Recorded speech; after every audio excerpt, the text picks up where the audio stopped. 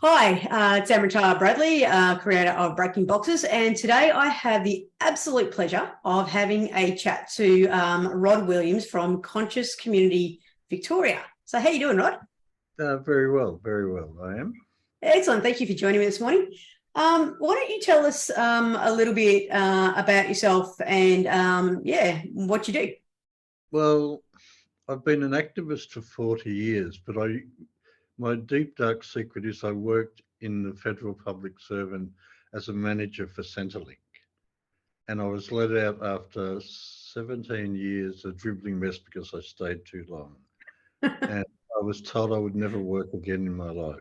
And I didn't for 2 years, and then I started doing things again. And Conscious Community Victoria is one of them. And that just speaks volumes right there. Just staying in a job that wasn't serving you and was actually having, a negative effect on your mental, and that would then lead on to your physical health as well. Yeah. Yep, certainly did. So, Rod, what is Conscious Community Victoria? Well, it used to be an events group, but now it's a community development exercise in growing community. Right. And so, who is the community? Who are you trying to attract through this page? Well, it was the conscious community who used to like going dancing every Tuesday night at Fitzroy. I'm trying to attract other people. Like a lot of health people thought the name conscious means they couldn't use it. So I write little chats to people about who can use it, because I just don't want it to be the conscious community. Like there's people in the conscious community who don't like the word conscious. Really, what I want to hear about is about Conscious Community Victoria and how that all came about. Well, how it came about is a guy named Ben Irvine created it as Conscious Community Melbourne, and then he got busy, and there were 5,000 unanswered posts, and he asked if anybody was willing to take it over, and 4 of us said yes, and then it dropped down to 3 to 2 to 1, and I've been the admin for the past 3 years, and I changed it last year to Conscious Community Victoria because it was a bit inner north centric, and it was getting a lot of job ads sort of thing. So I changed to Conscious Community Victoria because everybody's got a car and you could drive to events in Bendigo and Ballarat. There's nothing stopping you. But since I did it, there's been a lot more South Side and regional Victoria posts, because I didn't want it to be an event page ad anymore. I wanted it to be a community. And it's becoming like there's 100 applications a week to join. And I have no idea who half these people are. That's incredible, 100 a week. The word is spreading. Yeah, that's fantastic. And why don't you tell me a little bit about what the page actually offers people? So why are people coming in their droves to join this page? Well, because it used to just be events, and I delete jobs, and there's 3 rules: courtesy and kind, Victorian events only, and I forget the third one, but they've got to follow those 3 rules. And I've been including people can ask for rental applications in the community because it's so hard to get rent these days, and people want to do it with like-minded people. References for their favorite dentist, optometrists, and all of this. So it's increasing. And I've been trying to get more interesting things. Like I met the Queen of Shibari at a party 2 weeks ago, and I said, you should advertise on community, and she did. So it's extending because they have trouble posting, because a lot of groups have got rules against stuff like sexuality. And I don't. I think everything, until they break the rules, they're in. It's all an auto process, because 10,000 members is far too many to approve their posts. So apart from finding out where I can find a really friendly dentist, what other sort of things am I coming to this page for, this group? What am I going to find? Well, it'd still be 60% events. Okay, so what kind of events? What sort of events am I talking about? The yoga retreats, consenting couples. It's just everything. It's just spreading out. But we also get the Mount Buller snow trip group now, because people who love skiing. Because I've volunteered for 40 years, and I think that what improves your health is to volunteer your services to others, to do something in the name of the others, not for money.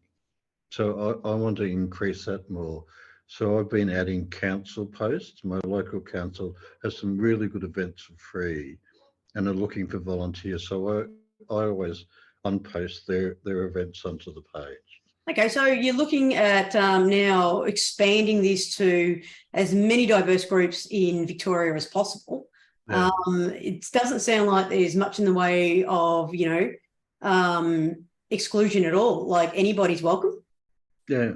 Well, not no violence, and I don't really like politics either. I can understand that. I can understand that after so many years in the public service. Okay, so any person or any group that is really looking to connect through diversity, obviously no hate, no violence. So as long as they're tolerant about other groups, that's kind of where the people we're trying to attract. Yeah. Well, like one of the 3 rules is be courteous and kind. Mm. And a couple of people have broken, and I'm intolerant of it. I just ban them. I don't give them another chance. It's one person reposted her opinion on 4 other people's posts, and I just said, you can't do that. That's not courteous and kind. That's putting your opinion out there. And isn't that interesting? Like I mean, I'm a member of a few different Facebook groups and whatever else, and sure, it always comes up with the rules. But yeah, courteous and kind, is that a skill that we're losing? What's going on with people not being courteous and kind? I really think it's the economics getting in the way. Like a lot of these people have to make a living, and so they just try it on. Mm. They're just trying it on to get people to pay them dollars. And I'm doing a mindset training course, and the guy running it, Peter Sage, who was Tony Robbins' head trainer, defines wealth as an abundance of gratitude, because if you don't have it, the money's got nowhere to land. And I love that. I love that. Wealth is an abundance of gratitude. I love it. That's really nice. Should make a team out of that. Yeah, it doesn't have anywhere to land if you don't have that. Just so we're clear, can you just define for me what is the conscious community? Who are the conscious community? They are well-off professionals, mainly white, who love going dancing, and a lot of them have run away from their families, I think, because they were the different ones. They were the wild child or the hippie or they just didn't fit in the suburban sprawl. Okay, so we started with the, can we call it the white black sheep? Does that make sense? Yes. Yeah. So the white black sheep, the one who, thought that there was a different way from what they'd been taught, and went and explored that. That's what I hear when you say, that's my understanding. So, but now we're looking to make the group more diverse, and more diverse in what fashion? So location and people types. Tell me a bit about that. And people types. Like I've got a friend, Freya, who's a yoni massage and sexuality coach, and she contacted me and she said, Rod, I've just found your group. Is it okay if I post? Because I have a lot of trouble finding places to post my wares. And I said, of course. I mean, we want diversity, and you are definitely part of the diversity. Okay, so diverse professions, locations. So we've now gone from being, a Melbourne-based group to a state-based, so all of Victoria, and Ballarat. So in regional areas, country areas, and all you've got to do to be able to post is live in Victoria. And I try and weed out the ones that aren't, because we were scammed a couple of times, because with 10,000 people, there's always that chance it may happen. But as soon as I find out, I delete them. Fair enough. And as far as diversity in people, is really anyone welcome to join? Is there something for, the gender diverse community? Is there something for Indigenous? Is there something for newly arrived migrants? Different generations? Is there something for everyone? Yeah, there is. It's like for the LGBTQI community, I advertise Mother Tongue, which has been going 10 years. It's people who recognise as women's spoken word events. And I used to volunteer on it, but I've sort of dropped off from it. But it's a wonderful event and it touches your soul. And any events like that, are fine. And First Nations, yeah, of course. Because I went along to the an event at Meredith Council where they had one of the commissioners from the Goroke Justice Commission, because every Victorian is allowed to take part in the truth telling now. It was announced 3 weeks ago. We got 2 media posts in the whole media in Victoria. Okay, so Rod, we've been talking about bringing in diverse groups, including them. I want to talk about a group that seems to be still to this day marginalised. So I'm talking about our Indigenous population. And for people watching this, it is now 2023. It's July. Soon there'll be a referendum. Whether you have a yes or a no concept on that referendum, I just want to hear your opinion on what you think is happening in that space. Well, I think it's the next step because we've moved a long way. I was alive in 1967 when First Nations people were recognised as people, because before that they weren't.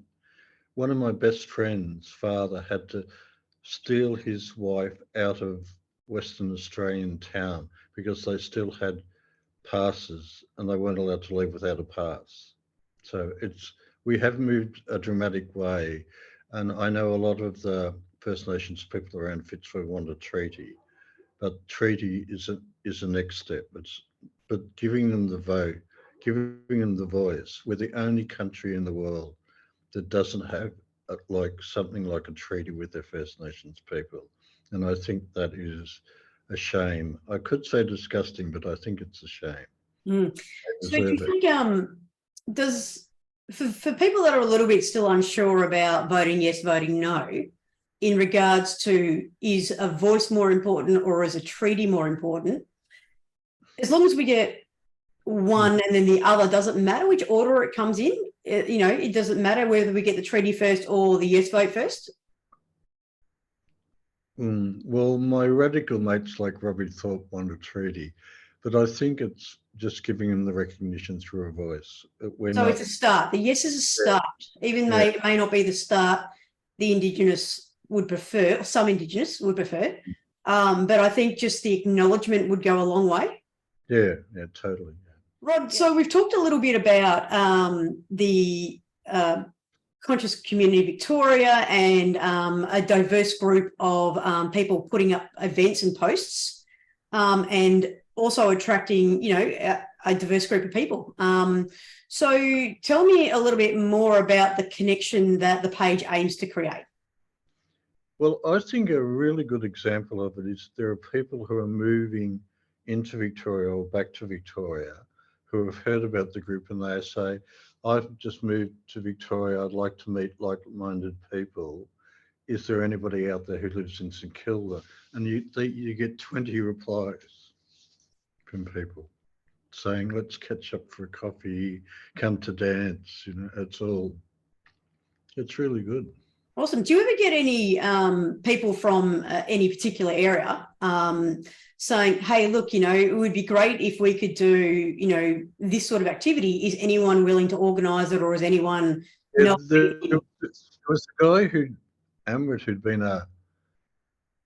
been studying meditation in Thailand for 4 years, and he set up a group in Hampton, and he was getting 20 people a night along.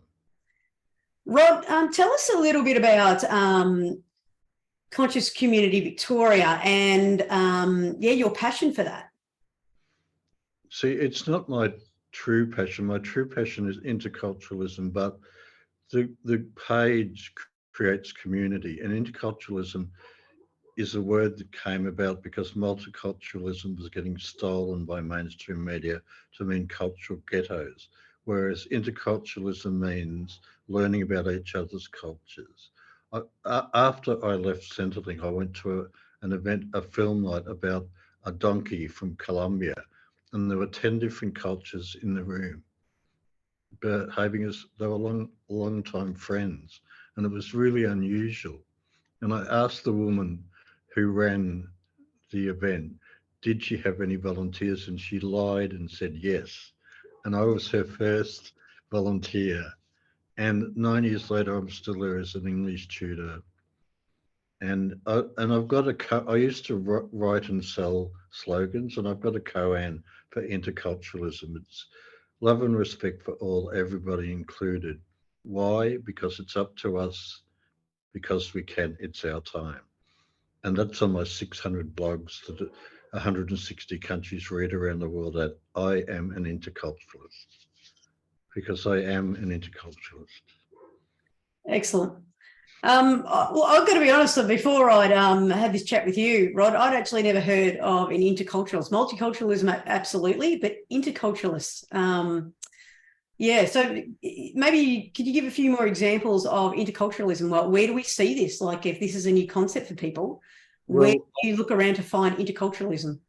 I went along to a book launch about this guy who was writing about Muslims, and there was this, it was sponsored by the Australian Intercultural Society, which I'd never heard of, but it's been going 40 years.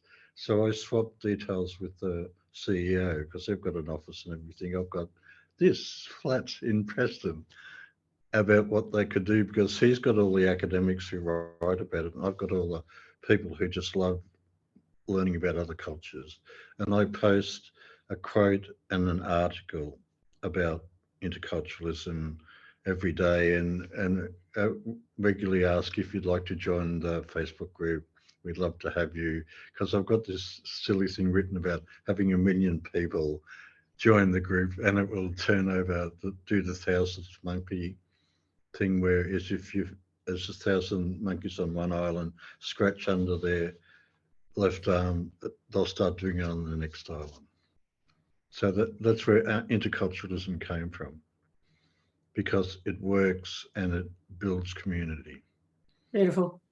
So, Rod, what has been some of your experiences or communications that you've had with people using the Facebook group?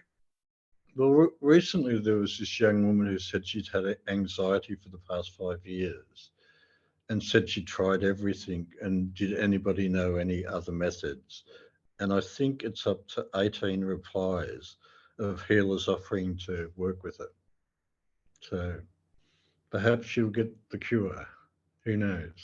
Yeah, and it's interesting though, because if we're attracting, you know, a diverse group of people, a diverse group of practitioners, which will also have a diverse group of methods, you know, it's this, again, pardon the pun, but thinking outside the box. If, you know, this person who's been anxious for 5 years has tried everything, but she hasn't found what's right for her. It's not saying that those methods that she's tried are wrong or no good, but it's got to be something that suits her now and her individual needs. Yeah. And surely, you know, if we can get the message out to enough people, the chances of her finding the right method or the correct method for her is going to be, you know, exponentially increased. Yeah. Yeah, it is. Yeah, because there's so many modalities in that 10,000 people. It's like the who's who of extremist healing methods in Melbourne and Victoria. Sorry. So is it a safe space for children to, or not only children, young people, teens, young adults, to be on? You know, is this a safe space? Yes, it is. I mean, that is the one thing, safety first. That's why I said a bit about no politics, etc., and all that sort of thing. It's about people being able to say what they want to, And if it's too far, members of the community will tell me, and I always listen to the members of the community. That's how we got the name Conscious Community Victoria. So, Rod, how does the Facebook group, Conscious Community Victoria, how does that positively affect the community and then radiate out into humanity and the environment? Well, it's a safe space for people to advertise their wares, ask questions, admit that they're not winning at the moment, and the other people will help them. It's like a community. It's like the African thing of you need a tribe to raise a child. You don't need two parents. You need the uncles and the aunts and the brothers and the sisters. And it's a bit like that as a community. And it gives them the ability to contribute to another, which I think is the most important thing. Because I'm known as the world's greatest volunteer. And the interesting thing too, I think, is that when we feel connected, we don't feel alone. There's a sense of safety, isn't there? So coming back to your, statement about it takes a village or it takes a, community or a tribe to raise a child. People then don't feel so alone, because the way that our housing system is set up to the way it was set up maybe a few decades ago, where you'd have a multi-generational household, and now it's more commonly, two people or a single parent trying to raise a family. They're trying to do everything on their own. They're feeling alone. So that connection can actually, be really useful, even if it's through a screen, to let people know that they're not alone, or to get some ideas on where to get help, or what to do with the kids on the weekend, or, those sorts of things. Well, I'll give for an example is I am also Rod the Chai Store. I've made chai for Dancing Freedom Dancers for the past 8 years. And Phoenix, who runs Dancing Freedom, said that the chai ceremony was an equally important part as the dance and her brilliant words at the start. So that was a 3-part thing. And from the chai ceremony, we've got 2 marriages and 3 children. What's in the chai, Rod? Well, there's some secret ingredient in there. So, Rod, what do you really want people to know about the page Conscious Community Victoria? What are the key takeaways for people that are looking or interested in joining? So, to me, in the background is my personal koan. Love and respect for all, everybody included. And why we do it, it's up to us because we can. It's our time. Australians are in the top 1% economically in the world, yet we're not very good at homelessness and we're not very good at First Nations. But we have the ability to do it, and that's what Conscious Community Victoria is all about, not relying on the government to do it. Because why rely on the government to save you? It's a personal responsibility thing. So, Rod, it's interesting what you were saying to me earlier about not waiting for the government to give us handouts and to do it for us. What sort of things could we do as individuals to, really forge a strong community? We could get to know our neighbours. We could have street parties. We could offer to help people walk across the street. I grew up in country towns in Victoria. Like, one of the towns I lived in was 5 kilometres long. It had 3,000 people, which is the same number of people who live in the commission flats in Carlton. So that insular thing, and they still fall into that trap of not knowing their neighbours. It's about community. Community could save the planet, but it takes something.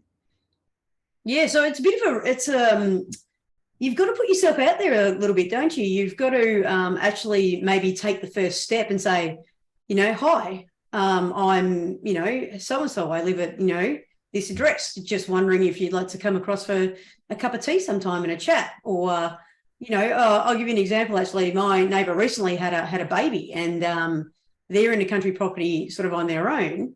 And I was making up, a pot of soup, and I just made 2, and I took one over. They didn't ask me for it, and I didn't want anything back for it. It was just saying, hey, I'm guessing that you guys aren't getting much sleep at the moment. So here you go, have some soup. It might just give you a little bit of relief for a couple of meals, and again, I really didn't need a thank you. I don't need them to give me anything in return for it. It was just the sake of saying, I think you guys can do with just a little bit of a hand right now. Let me just do something, just something small. I think it has to do with what Jim Carrey, Who People May Love or Hate, says. There's a choice between love and fear. Choose wisely. Yeah, and it also takes a lot of awareness to know whether you're operating out of love or fear, doesn't it?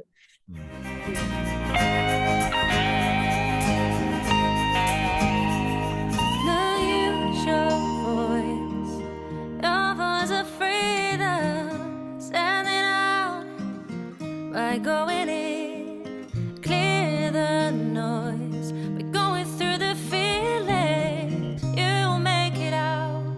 By going